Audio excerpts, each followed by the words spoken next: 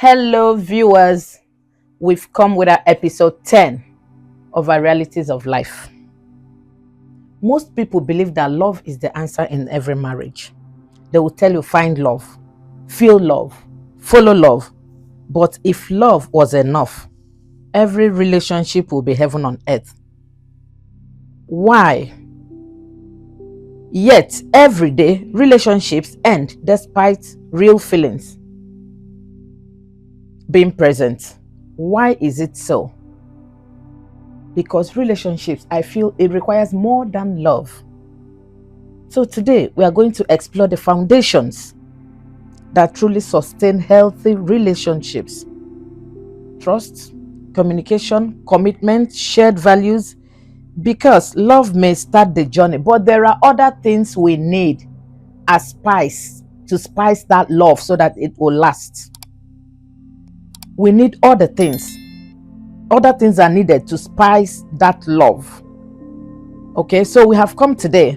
I will appreciate it if you can lend us your ears. Stay cool and listen to us. Our title for today is Love is Not Enough. Then, what actually makes relationships last? Stay tuned. Get your chair, refuse to be moved, concentrate so that you get more from this episode. This is Reverend Meldis Bidwell Tekpelibe on stage with you today. And my co-host is Apostle Dr. Bidwell Ekpelibe. Doctor, sir, you're welcome to today's episode. Thank you so much. Thank you. Okay. Let us just listen to this short story. Real lifestyle. Sarah and James were deeply in love. Their chemistry was undeniable. Everyone believed they were the perfect couple. But after a few years, cracks began to appear. Not because they stopped loving each other. Not because love alone couldn't, but because love alone couldn't solve poor communication. Love couldn't manage financial disagreements. Love couldn't automatically create trust. What they discovered was something many people learn too late in every relationship. Love starts relationship, but other things sustain the love. Other things sustain the love, meaning that wherever love starts, it needs some things that will spice it. Apostle, sir, I'll have to ask you this question so that you explain to us. The first one is this: why do so many relationships fail despite genuine love being present? Okay. Thank you so much for this opportunity to share certain life views, which we call realities of life. These are truths, basic truths of life, which you cannot find in any academic forum or any gathering of people, but you find this in God and by experience. And I want you to begin to understand that if you listen to us and listen to what we share, you'll be amazed. There will be a change in your relationship if you are honest enough to be open to listen without carrying some baggages from somewhere. Yes, you will change. Relationship is very easy and very simple when you are honest. Two honest persons enter into a relationship. All right. Okay. The question goes, why do so many relationships fail despite genuine love being present? Now, I've several times told people that love does not keep marriage. But people don't really understand it, because, people always, yes, I know you quickly rush to love covers all sins. It is true. God is love. That is true. Love the other person as Jesus has loved you. Yes. That's okay. Now, love suffereth long, right? That's true. But let me tell you the truth of this. Love suffereth long does not guarantee the longevity of that marriage. No, sir. Because in this modern day, if certain values are missing, love will be frustrated. You can frustrate love. Yes. Remember the love we're talking about here? Mm-hmm. It's not the love. It's not agape. No, sir. No, we're talking about filial. This is the love you have for your spouse, yes, or your friend, or your brother, things like that. So it has expiration. So you must understand that love is just the beginning. Mm-hmm. It's just like a foundation. Yes. And then you have to build on it. Mm-hmm. Okay?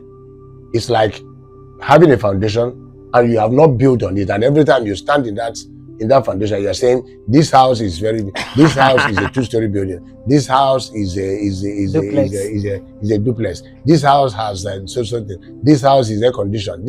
No, you are saying it will not bring it. It has to come and stay on top of that love. If it doesn't come to stay on that love, it's not going to work.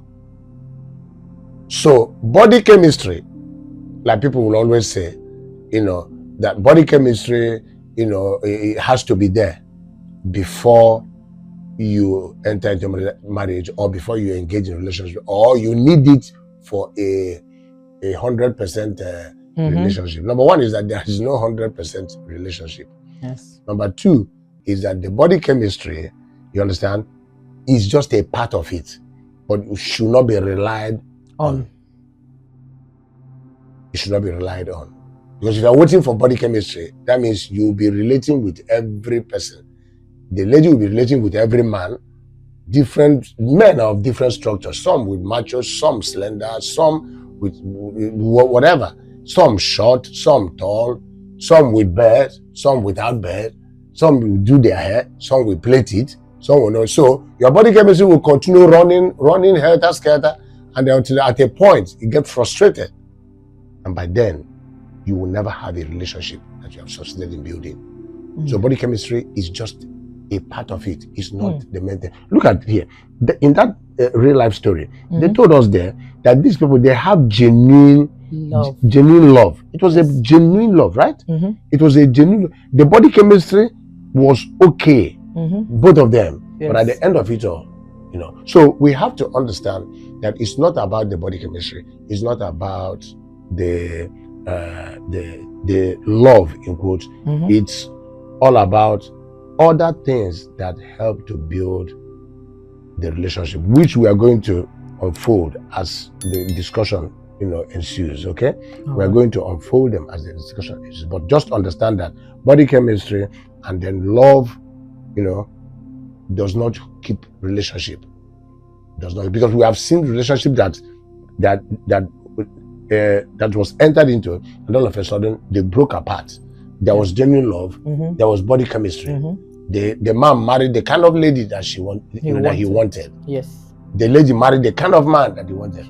But judging by their physical, And at the end of it all, the thing broke. So what are you telling me now? There are some other things that are there that needs to be handled. Which, if you don't handle them, definitely that relationship will not last. Yes. Yes. Thank you, sir. Okay, second question is, what role do you think communication and trust play in long-term success?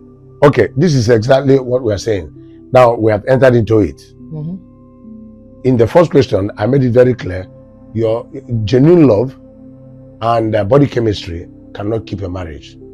You must have to check, what is the other person bringing to the table? Because it takes two, you understand, to be in a relationship. Yes.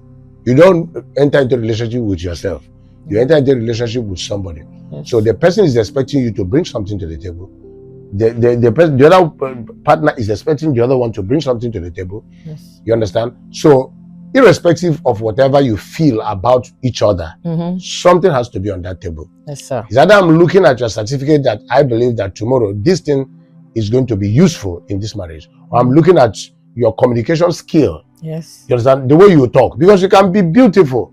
You can be handsome. But you're a trash when you open your mouth. People get scared.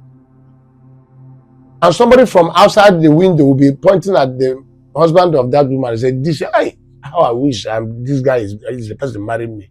Not knowing that you are in a deep, you are in hell while on earth.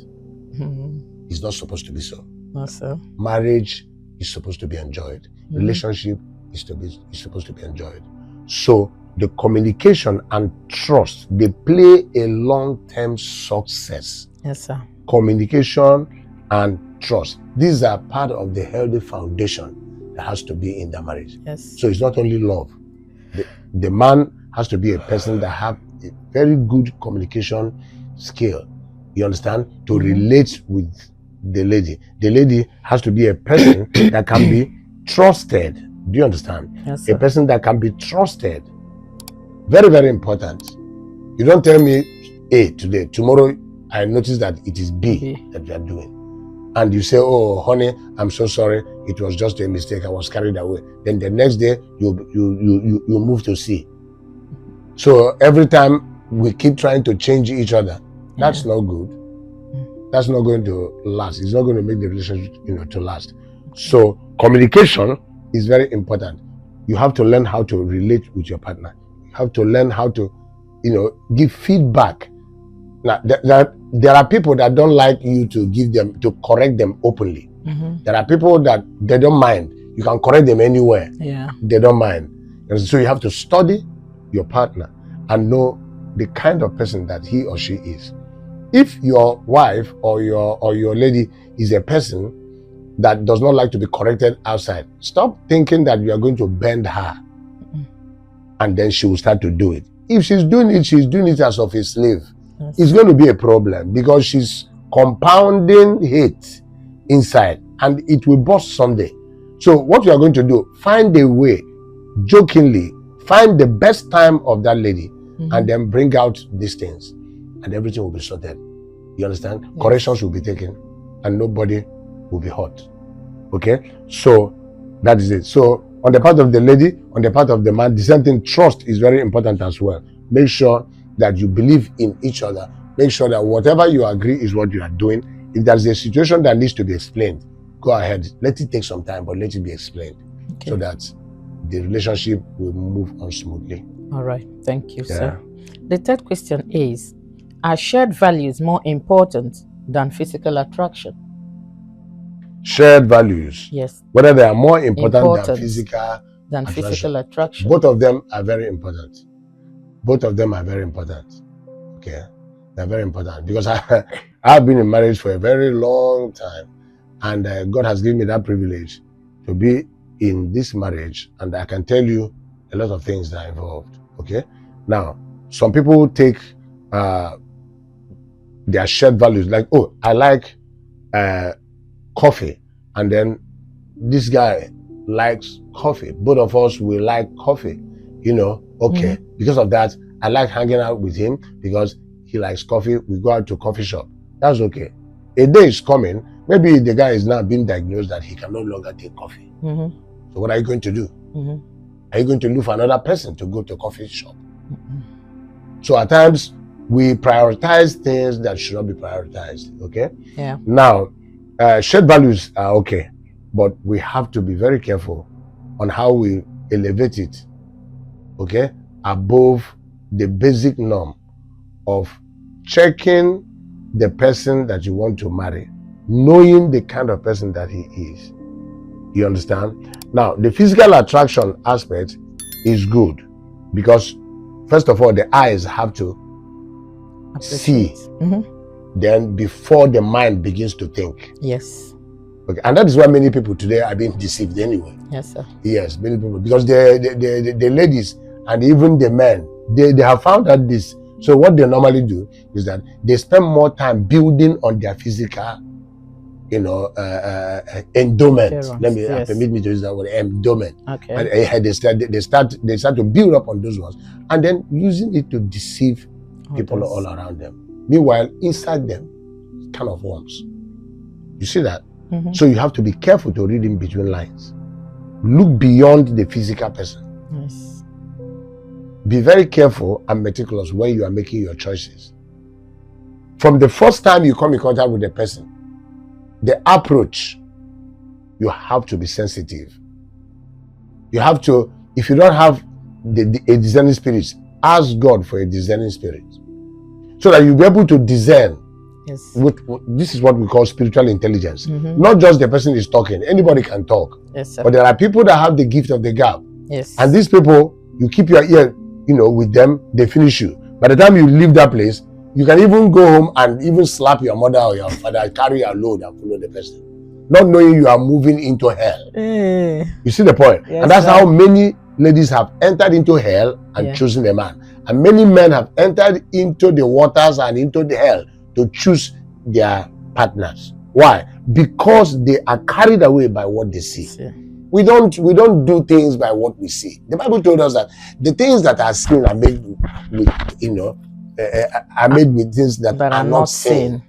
So if I want to understand you, I don't need to be carried away by your physical look. I need to check the things that made you.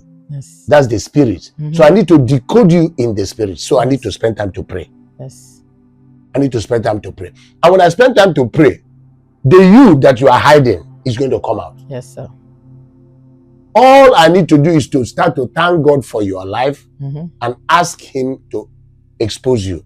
And you will begin to act in a way that is going to show me exactly who you are, whether you are the kind of person that I'm going to stay with or not. And that's why we advise people, even though you watch this, if you're not a Christian, it's better you give your life to Christ and then begin to understand things spiritually, because the life you are living right now is more spiritual than physical. You understand? That's how people make the wrong choices, because they are carried away by physical attraction. Others are carried away by values. Oh, that lady is a banker, is a financier. Oh, I read finance also, I work in a bank. So both of us can pair. That is not the criteria for pairing. Yes, because something might be deeper than that. That banker, there is something behind. It could be his baseball batting that he uses to his baseball batting that he uses to discipline girls might be under his bed, but he's a manager. So you have to be careful. Bring out time to pray so you can find out. If you will ask me again and again, I will tell you, shared values are okay, physical attraction are okay, but you have to create a balance. Yes. You have to create a balance. So many people have married physically attracted ladies. At the end of it all, the lady kills them. Yes, the lady kills them. So what are you going to say about it? Yeah. So you have to look beyond the beauty, physical attraction. Look beyond it. Check character. I've always told people, character is the major thing. Yeah, it matters a lot. Yes. That is quite major. All right. Character. Okay. Thank you, sir. Okay. The last but not the least is the fourth question. It says, what ingredients besides love helps relationships survive difficult seasons? Okay. Look at this now. We are talking about long-term compatibility, right? Yes, sir. Long-term. Yeah. Marriage is not a short-term thing. Okay. Now, we're not talking about just relationships now. No. Because we know somebody can be friendly with another, even in church, anywhere, in your circles, your networks, whatever platforms you belong. Okay, but we are going beyond that now. Yes, sir. We're talking about marriage now. And if it's about marriage, it's a long-term compatibility. So you have to consider a lot of things if you want it to survive. Just like we said, that physical attraction is not enough. Shared values, they are not enough. You have to go beyond that. And when I talk about going beyond that, you have to check certain virtues, certain things that is very important, that makes up character. Take, for instance, commitment. Understand? Look at commitment. A lot of people, they are not trained to be committed in what they do. Yes. So they are in a relationship, they are in another relationship, they are in another relationship, another relationship. And when I talk about relationship, it must not be relationship with one person. It could be a relationship with a network, a relationship with a football, relationship with his chess games, relationship with going to a particular pub or golf course. Now, you must be very careful. Commitment is very important. If you want that relationship to last, to survive, then you must be committed. It must cost you something. Anything that does not cost you something is not worth it. Don't even start it, because it's not going to last. Yeah. If it has to last, then you must be committed. I'm talking about the two of them. Okay? Respect also is very important. When you become too familiar with a thing, disrespect cannot be avoided. So you must be disciplined to know the difference between your husband and your friend. He is your husband, okay? He is also your friend. But you must not continue taking it to the point that, after all, he is my friend.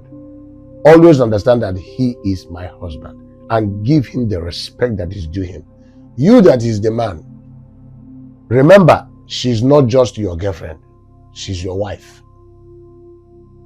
So there's a respect. When you were in the world or before you got married, there are many girls that you know, you are just friendly with them, no problem. You can even be bold to say, oh, that girl, oh, she's a friend of mine.